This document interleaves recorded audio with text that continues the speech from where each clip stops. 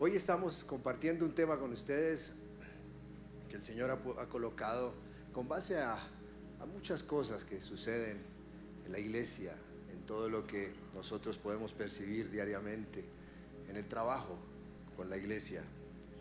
Y quisiera iniciar con un tema económico, un tema muy actual, un tema que está vigente y que usted, me imagino, que está manejando. Y es el tema de la globalización. El tema de la globalización está en este tiempo muy trillado en los medios de comunicación porque nuestro presidente y nuestros gobernantes han querido imprimir una dinámica de comercio fuerte. Acabamos de terminar en abril la sexta cumbre de las Américas y tuvimos 33 presidentes aquí, menos Cuba y Ecuador, pero estuvo Estados Unidos. El presidente Obama con el presidente Santos estuvieron firmando el Tratado de Libre Comercio para nuestro país y el 15 de mayo entró en vigencia.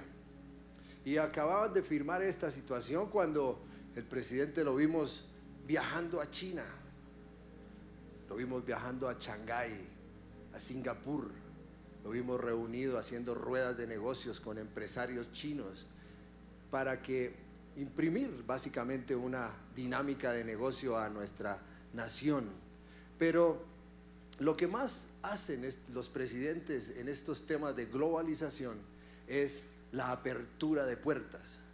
La apertura de puertas es muy interesante en términos económicos, pero de pronto en otras situaciones trae implicaciones que nos pueden de pronto perturbar como nación. Es bueno, pero la apertura de puertas tiene implicaciones. Por eso usted ve aquí unos puertos. Así estamos en este momento. Libre entrada, libre salida para algunos países. Pero podemos ver implicaciones. Por ejemplo, implicaciones en el medio ambiente. Hay situaciones, hay protestas de muchas personas, de muchas poblaciones, porque la extracción, por ejemplo, de minerales hace que haya implicaciones, haya inconvenientes en poblaciones, se afecta el agua. Podríamos pensar que en algún momento algunas de estos minerales y todas estas situaciones pues no van a tener un buen uso, se las van a llevar. O podríamos pensar que las situaciones de los hidrocarburos pues no van a ser de muchas ventajas para nuestra nación, no sabemos. Pero el tema de aperturas abiertas es el que nos incumbe hoy. La apertura que hacen los mercados, pero eso también se puede presentar en usted. Eso se puede presentar en su casa. Puertas que están totalmente abiertas y nosotros podemos estar afectando nuestra vida, nuestros hijos, nuestra mente, pero por sobre todo nuestra familia, por colocar puertas abiertas, una libertad absoluta en nuestras puertas. En este tiempo, el Señor quiere que la iglesia sea inteligente. La iglesia debe ser inteligente, debe comprender, así como comprendemos en situaciones económicas, debemos comprender en términos espirituales en qué estamos. Debemos ser astutos, debemos ser diligentes, no podemos pasar desprevenidos en esta vida espiritual. Por eso el Señor nos habla Jesús tuvo que advertir en Mateo 10:16 diciendo: miren, los envío como ovejas en medio de lobos. Por lo tanto, sean astutos como serpientes e inofensivos como palomas. La combinación perfecta que Jesús quería establecer ahí era la combinación de la prudencia con ser inofensivos. De pronto usted y yo no entenderíamos muy bien esto, pero es una combinación perfecta. La prudencia porque usted debe ser prudente para manejar su familia. Usted podría estrellar su familia. Usted podría colocar en riesgo su casa por decisiones que no sean prudentes ni inteligentes. Pero también usted debe ser inofensivo, inocente, dice el Señor, porque usted debe actuar con inocencia en muchas situaciones. Inocencia en el sentido de que usted no va a actuar con las mismas cosas que antes actuaba, quizá como sus padres le enseñaron, quizá como usted concibe podría actuar. El Señor le está diciendo: utiliza mis herramientas en este tiempo. Sé inteligente, sé diligente, sé astuto como serpiente, pero inofensivo como una paloma. Una combinación perfecta que la iglesia tiene que tener en este tiempo. También hablando de aperturas, nosotros los que trabajamos en la iglesia, y usted que trabaja en la iglesia, que tiene grupos, que es líder, que es equipo de trabajo, que es equipo de apoyo, que sustenta, que va a un grupo de conexión, que está conectado, pues usted muchas veces escucha hablar de cierra la puerta, abre la puerta, tienes una puerta abierta, te mando que cierre la puerta. Y usted a veces ni siquiera sabe qué está diciendo espiritualmente hablando. Cerrar puertas y abrir puertas tiene bastantes implicaciones espirituales. Por eso usted, si quiere colocarle un título a esta prédica, colóquele puertas blindadas. La palabra puerta se nos vuelve un concepto más que una simple palabra. La iglesia tiene que comprender que las puertas espirituales se nos vuelven un concepto, no una simple palabra. Por eso usted como iglesia, además de ser diligente, de ser inteligente, debe ser una persona que busca conocimiento. Usted debe buscar conocimiento como iglesia. Y hablo a hombres y a mujeres. Hablamos porque usted debe saber cómo va a actuar frente a las puertas, por ejemplo. Usted no necesita ser un ornamentador, ni necesita ser un ebanista, ni necesita ser un arquitecto. Lo que sí necesita en términos de puerta en sus casas y en sus familias es que usted tiene que ser un portero. Eso usted sí no lo puede dejar de hacer. Y estoy hablando a los hombres hoy, a los padres, a los hombres que tienen que estar frente a sus casas. Usted tiene que ser un portero, usted tiene que portar la chaqueta de seguridad todo el tiempo en sus casas, porque usted es una persona diligente, usted no es desprevenido, usted es una persona que prudentemente lleva a su casa, su familia. Desafortunadamente en la iglesia estamos viendo, y como lo vio el profeta Oseas, o el Señor lo hizo más bien, proclamar sobre el pueblo que estaba teniendo falta de conocimiento. No tenía conocimiento, no buscaba el conocimiento. No me refiero a usted, porque usted es una persona que está buscando conocimiento, espero. Y le advertía el Señor a su pueblo, a su iglesia, le advertía sobre la falta de conocimiento y las implicaciones que eso trae. Y le dice en Oseas 4:1 al 4: escucha la palabra del Señor, oh pueblo de Israel. El Señor ha presentado cargos en tu contra. Cuando usted, hombre, Señor, cabeza de hogar, cuando usted, hombre general, va a ser un hogar, inmediatamente el Señor le entrega una responsabilidad. Eso no es solo casarse. Inmediatamente le entregan un manual de procedimientos. Por eso el Señor dice que está presentando cargos en su contra, diciendo: no hay fidelidad, ni bondad, ni conocimiento de Dios en tu tierra. En tu casa no hay conocimiento. Haces votos y los rompes, matas, robas, cometes adulterio, hay violencia en todas partes, un asesinato tras otro. Por eso la tierra está de luto y todos desfallecen. ¿Se le parece algo parecido en este momento? Hasta los animales salvajes y las aves de los cielos y los peces del mar desaparecen. No señales a otro para echarle la culpa. Mi queja, sacerdotes, señores, es contra ustedes. Y yo no los estoy señalando. Era la palabra de Dios mediante el profeta Oseas, diciendo: ustedes son los responsables. En este momento usted no puede decir es que fue, que fue. Usted es el que debe asumir el papel. Mi pueblo, dice en el 6, versículo 6, está siendo destruido por falta de conocimiento. No me conocen.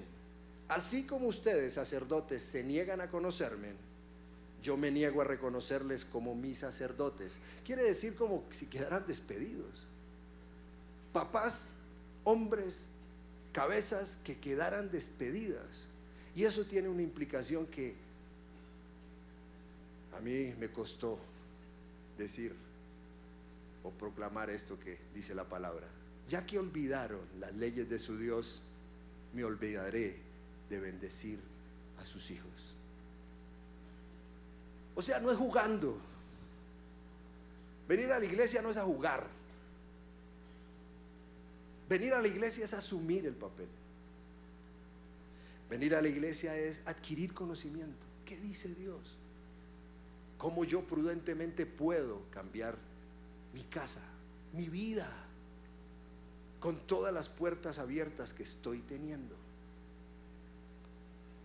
Lo de no bendecir sus hijos quiere decir el Señor que no es que Él no quiera bendecir sus hijos, es que usted como cabeza puede hacerles perder el propósito. Usted como cabeza puede desviarlos en el plan. Usted como cabeza puede llevarlos y estrellarlos. A usted, Señor, hoy le entregan las llaves y va a dar cuenta por ello. Usted y yo vamos a dar cuenta por ello. Por eso no podemos ser ingenuos. No podemos ser sacerdotes que no tengan conocimiento de Dios.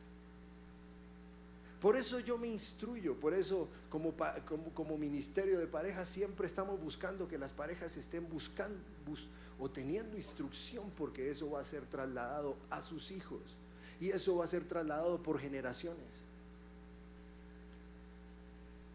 Si usted no lo hace, es como irse a dormir y dejar la puerta abierta.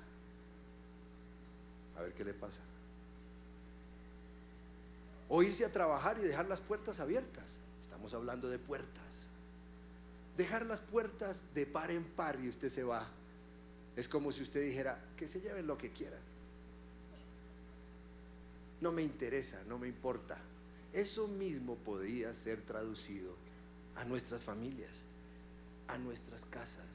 Yo busco qué dice Dios. Yo busco instrucción de Dios. Yo busco el manual de procedimiento para mi casa. Pero entonces, ¿qué es eso de buscar, de abrir y cerrar puertas? Y si usted vive solo, pues mire a ver cómo está su vida, cómo están sus puertas. Entre otras cosas, ejercer sacerdocio. El sacerdote es realmente el que hace una intermediación entre los hombres, entre mi casa, entre mis hijos, entre mi esposa, mi familia y Dios. ¿Qué dice Dios? El sacerdote realmente no es un rol de dominio. Yo mando. No, no tiene nada que ver con eso el sacerdocio con Dios. El sacerdocio con Dios tiene que ver con que usted va y busca instrucción de Dios. Usted va y ve que dice Dios y lo baja a su casa. Usted instruye. Usted es el que gobierna en ese sentido. El Señor dice esto, pero no para dominar, es para llevar a su casa a un buen puerto. En este momento la iglesia tiene que ser blindada. La misma iglesia, las puertas de su iglesia tienen que ser blindadas. Usted también es responsable por eso. Ahora, salir no es fácil. La primera puerta que se abrió, una puerta que el Señor quiso abrir en la historia, fue abrirle la puerta a su pueblo, como la quiere abrir para nosotros hoy. El pueblo de Israel estaba en esclavitud en Egipto. La palabra en Éxodo 2, 23, 25 dice: con el paso de los años el rey de Egipto murió, pero los israelitas seguían gimiendo bajo el peso de la esclavitud. Quizá usted hoy está gimiendo bajo el peso de la esclavitud. Y dice: clamaron por ayuda y su clamor subió hasta Dios, quien oyó sus gemidos y se acordó del pacto que había hecho con Abraham, con Isaac y con Jacob. Miró desde lo alto a los hijos de Israel, como nos está mirando hoy, y supo que ya había llegado el momento de actuar. Cuando usted tiene un Dios que quiere actuar por usted, usted tiene una esperanza. Esa fue la primer gran puerta que se abrió, que quería el Señor abrir para que salieran de la esclavitud. Usted quizá quiere y está gimiendo por salir de su pobreza espiritual, por ejemplo. No sé cómo ser padre, no sé cómo ser mamá, no sé cómo ser hijo. Tal vez usted está gimiendo por salir de su pobreza mental, su mediocridad en el manejo de finanzas, por ejemplo. Una mentalidad de Egipto, una mentalidad de ruina, una mentalidad que no sirve para pasar a tierras nuevas. Quizá usted está gimiendo por ansiedades y esclavitud, en drogas, en alcohol, pero el Señor está listo a actuar. Ahora, esa puerta que el Señor quería abrir, no fue fácil que se abriera. Primero, porque la intención de Dios para que usted salga, para que el Señor abra esa puerta y usted salga de esclavitud, tiene que ser afinada con la intención de Dios. Usted quizá puede tener una intención muy individual, muy egoísta. Usted puede decir: yo quiero que el Señor me saque de esto para pagar estas deudas. No, Él quiere pagar deudas, pero es una intención que no es de pronto la que Dios tiene para usted. O conseguirme una novia, conseguirme por fin esa mujer. Quiero salir de esclavitud. Las intenciones de Dios con su pueblo para abrir esa puerta es que lo conozcan y lo adoren. Esa es la intención. La iglesia tiene que comprender que el Señor quiere sacar a su pueblo y abrir la puerta de esclavitud, no para que usted consiga una vieja, no para que usted tenga plata, es para que lo conozca y lo adore. Por eso el Señor en Éxodo 5 le da alguna instrucción a sus líderes. Y dice: después del encuentro con los líderes de Israel, Moisés y Aarón fueron a hablar con el faraón y le dijeron: esto dice el Señor Dios de Israel: deja salir a mi pueblo para que me celebre un festival en mi honor en el desierto. Quiere decir que usted sale de esclavitud y puede ir al desierto. Generalmente Dios hace eso. Usted está pidiendo salir de esclavitud, pero el Señor lo quiere llevar a desierto. Uy, ahí yo pues quisiera tener mejores noticias. Pero generalmente usted sale de esclavitud y gime al desierto. ¿Por qué al desierto? Porque ahí es donde usted conoce a Dios. Ahí es donde usted aprende a adorar a Dios. Ahí es donde Él hace señales milagrosas, como hizo con su pueblo. Ahí es donde paga deudas. Ahí es donde sana. Ahí es donde emocionalmente somos sanados, donde nuestros hijos son restaurados. Ahí es donde Él interviene y usted necesita conocerlo. Si usted pasa a instancias de nueva tierra, usted no va a adorar a Dios. usted no va a adorar a Dios. Por eso la iglesia tiene que comprender que las salidas, la apertura de puertas de Dios no son fáciles. Usted quizá está ahí sentado hoy, tiene una expectativa contraria a lo que Dios tiene con usted. Por eso usted tiene que afinar la intención de Dios con la suya. La intención de Dios es que lo conozca. La intención de Dios es que lo adore. La intención de Dios es que camine con Él. La intención de Dios no es darle un poco de plata.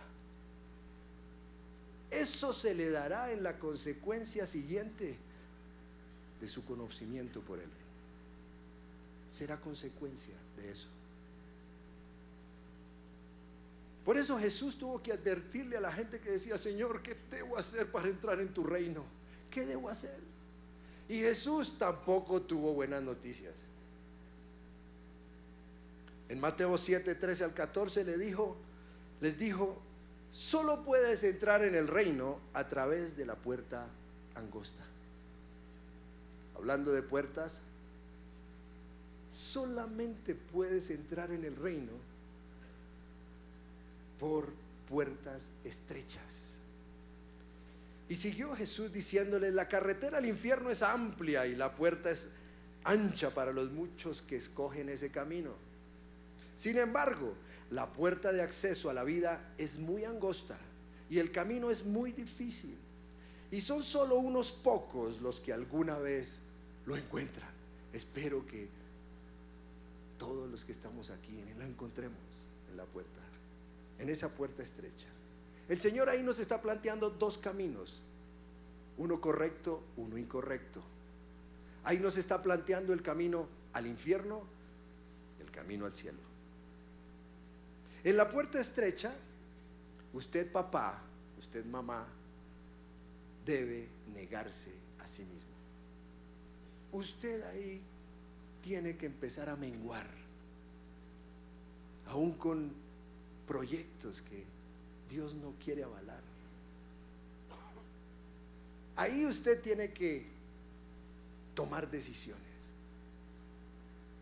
Ahí, en esa puerta estrecha, usted tiene que responsabilizarse por su casa, por el rol que tiene que cumplir si es una esposa, por el rol que tiene que cumplir si es un hijo, por el rol que tiene que cumplir si es un líder, si es un abuelo. Usted debe responsabilizarse por lo que el Señor quiere que usted haga. Ahí usted no puede hacer negocios como se le dan la gana. Ahí usted no puede entrar a negocios de corrupción, por ejemplo. Usted no puede ser un corrupto. Esa es la puerta amplia. Usted debe dejar el pecado para entrar en el reino. Es la puerta estrecha. Es difícil. La puerta amplia, pues es venir a la iglesia y seguir con las 3 viejas que tiene, por ejemplo. Venir a la iglesia y hacer lo que se le da la gana. Hacer negocios corruptos con dinero debajo de la mesa. Esa es la puerta amplia. La puerta amplia tiene muchas multitudes. Es muy atractiva. La puerta amplia es el camino que nos lleva al reino. La puerta estrecha es la que lleva al reino. Por eso el Señor, al abrir la puerta de Israel, al abrir la puerta a su pueblo, a Israel, tuvo que pasarlos por el desierto. Tuvo que pasarlos por un momento de conocimiento y de adoración a Él. Ahora, revisemos cómo están sus puertas de la casa. Hagamos ese ejercicio. Por ejemplo, yo quiero que usted anote ahí que en casas, en familias, hay diferentes tipos de puertas. Usted va a revisar y cuál es la suya. Usted va a anotar ahí, va a resaltar y va a decir: esta es mi puerta. Así está mi casa. Hay unas puertas giratorias. Esas puertas son las que hay en los hoteles generalmente, ¿cierto? Usted las conoce. Chéverísimo. Uno entra y queda como en un carrusel. Y si se mete otro, queda uno ahí todo trabado. Esas puertas son giratorias. Todo vale. todo entra, todo sale. Esa es mi familia, no la mía. Puede ser la que usted de pronto está notando. Ahí nadie se da cuenta de nada. Los hijos generalmente ahí están solos. El papá entra, no se da cuenta por dónde salió su hijo. Soledad en los hijos. Ojo con eso. Esos hijos se crean con su propio sistema de pensamiento. Ellos mismos, como no hay dirección, entonces ellos pueden creer, por ejemplo, que el matrimonio gay es bueno. Por ejemplo, pueden pensar que la adopción para parejas del mismo sexo es válido. ¿Por qué? Porque no hay dirección de padre, no hay dirección de madre, menos de la palabra de Dios, que dice que no es válido. Se crean muy individuales y egoístas. Entonces, ¿por qué? Porque les toca todos solos. Entonces, si ellos fueran a casarse, no, cuando se casen, ellos no hacen trabajo en equipo. Por ejemplo, usted puede tener un tipo de matrimonio de eso y Dios quiere sanar eso. El Señor quiere sanar eso. ¿Por qué tan egoísta y tan individualista en sus decisiones? ¿Por qué no hace equipo? Porque usted quizá no tuvo dirección. Estos papás de puertas giratorias entran en una película de pornografía a su casa con el argumento de que quiere mejorar sus relaciones sexuales con su esposa. Terrible. Les estoy hablando de casos de la vida real. Tremendo. Estos papás de puertas giratorias solo buscan plata. Solo buscan plata. Por eso sus hijos siempre están solos. En puertas giratorias, en casas tipo puertas giratorias, la falta de credibilidad frente al matrimonio es nula. Hijos que no creen en el matrimonio, no creen. ¿Por qué? Porque su referencia de matrimonio es totalmente obsoleta, totalmente muy inapropiada, muy poco atractiva. ¿Cómo está su matrimonio? ¿La referencia frente a sus hijos es atractiva? No quiere decir que no hayan errores, claro que existen. Pero sus hijos se quieren casar. Las familias mixtas ahí pueden ser, están proliferando, y si ese es su caso,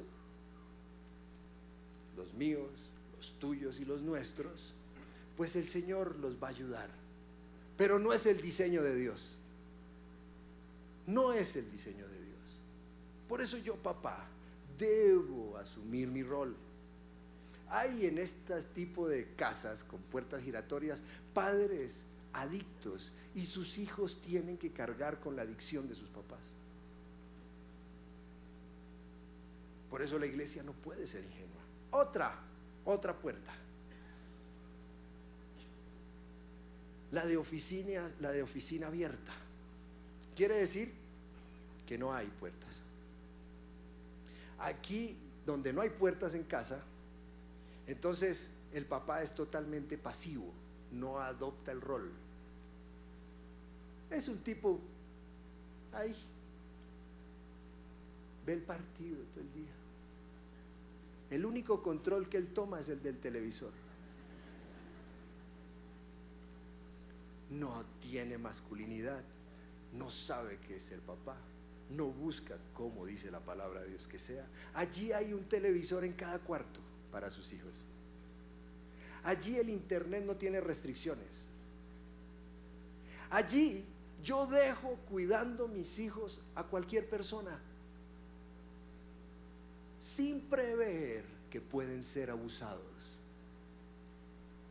Dejan los hijos con su tito. Ojo, yo tengo que tener conocimiento, debo ser astuto. Señor, dame astucia para saber quién es quién es esta, con quién voy a dejar a mis hijos, con quién voy a dejar a mis hijas. Hay otras puertas, las entreabiertas. Ese es el que yo tengo cuando vienen mis dos yernitos. Cuando llegan mis dos yernitos, yo les pongo la puerta entreabierta. Ellos pueden adorar aquí, levantar las manos todos los días, pero yo le pongo la puerta entreabierta. Yo estoy pendiente. Menos mal que no está ninguno de los dos hoy aquí. Entreabierta. Mis hijas pueden adorar, alabar, y yo entreabierta. Un día mi papá, a quien amé, se fue muy joven, abrió una puerta en mi vida. Por esos esquemas antiguos y viejos y equivocados, un día él permitió que uno de sus primos dijera: voy a llevar a Orlando a un sitio de prostitución. Ya tiene 15 años, ya tiene que ser hombre. Cuando yo fui, era el mismo Sodoma y Gomorra. Imagínese un muchacho asustado ante ese espectáculo. Yo conocí ese lugar, y un día después, a los 21 años, que se me saltó esa cerca, se me abrió esa puerta, yo volví con plata. Me habían pagado una prima y me dieron una plata, y me llevé a dos amigos. Hubo un momento en ese lugar de tinieblas que se armó un escándalo. Yo quise ir a defender a estas personas con las que yo estaba, y me pegaron 2 tiros. Me pegaron un tiro en cada pierna. Si este tipo me apunta, no me los pega nunca, pero el diablo sí quería que yo muriera en ese momento. Cuando usted, como hijo de Dios, se mete en lugares de tinieblas, usted se convierte inmediatamente en un objetivo militar para el diablo. Cuando usted hace cosas que no corresponden a un hijo de Dios, se convierte en un objetivo militar para el diablo, para sus huestes. Me estaba desangrando. Me llevaron en una, colgado, 2 tipos con los que estaba, carrera 13 con calle 47. Nadie me recogía. Se acerca un carro, un Renault 4 azul, el único carro que se acercó, y era mi papá. Él mismo había abierto la puerta. El Señor, en su misericordia, activó todos los ángeles del cielo para que ese día yo no muriera. Me hubiera perdido este privilegio hoy. Pero Dios tenía un plan. Mi papá quiso desviarlo. Después hablamos. Él se fue con el Señor. Fue un hombre de Dios los últimos 8 años de su vida. Nos perdonamos, pusimos en orden las cosas. Lo amo, lo amé, pero abrió una puerta por desconocimiento. Desconocimiento. Yo no puedo, como dice la palabra de Dios en Eclesiastés 10:8-9, el que cava la fosa, en ella se cae. El que abre brecha en el muro, la serpiente lo puede morder. Ahora, cerremos puertas. Cerremos puertas. ¿Cómo cerrar las puertas de mi casa entonces? ¿Qué me está planteando usted? Pues yo le traigo hoy 2 para cerrar su casa, para blindar las puertas de su casa. La primera, la palabra de Dios. Deuteronomio 11:18-21 dice, 18-21 dice: por lo tanto, comprométete de todo corazón a cumplir estas palabras. Papá, mamá, átalas a tus manos y llévalas sobre la frente para recordarlas. Enséñalas a tus hijos cuando vayas por el camino, cuando vayan de paseo, cuando se acuesten, cuando tengas que dar besos de mariposa, cuando te levantes. Escríbanse en los marcos en la entrada de su casa, sobre las puertas de su ciudad, para que mientras el cielo esté sobre la tierra, tú y tus hijos prosperen en la tierra que el Señor juró dar a tus antepasados. Y sus hijos deben ser prósperos. Usted debe tener palabra de Dios en su casa. Esta es la primera Biblia de mi casa, la primera Biblia de mis hijas. Se la entregaron aquí cuando no era su presencia aquí, sino los niños. Siempre a la salida de mi casa y al acostarse, siempre había palabra de Dios para ellas. Siempre el Señor nos instruyó en esto. Pero usted puede decir: no, pero mi hijo ya es un viejo. Pues proclame sobre él. Lo que yo hacía con mis hijas era colocarle la palabra de Dios en sus camas, en sus puertas, como dice la palabra de Dios. Y ahora yo veo el resultado: prosperidad. No estoy hablando de plata, prosperidad en sus mentes. No es tarde para que usted lo haga. Proclame palabra de Dios. ¿Por qué? Porque usted es el que afirma, papá. Usted afirma a sus hijos. ¿Con qué? Con palabra de Dios. El Señor dice esto sobre ti, hijo, hija, y nunca la palabra de Dios volverá vacía. Nunca. Usted tiene que saber qué hay en sus casas, como nos está advirtiendo. ¿Qué hay en su casa? ¿Qué están en las bibliotecas de su casa, por ejemplo? ¿Nueva Era? ¿Qué hay en sus bibliotecas? ¿Hay un bar de pronto en su casa? ¿Todavía conserva esa botella de whisky que le regalaron a ese cliente? No, pues ¿cómo voy a botar esa botella de whisky? ¿Y sus hijos qué están viendo? Lo que más quiere el Señor es que usted sea coherente. Viene aquí, pero es coherente allá. No es que no tenga errores, eso no estamos hablando de eso. Pero yo soy coherente. La palabra de Dios es el blindaje de nuestras casas.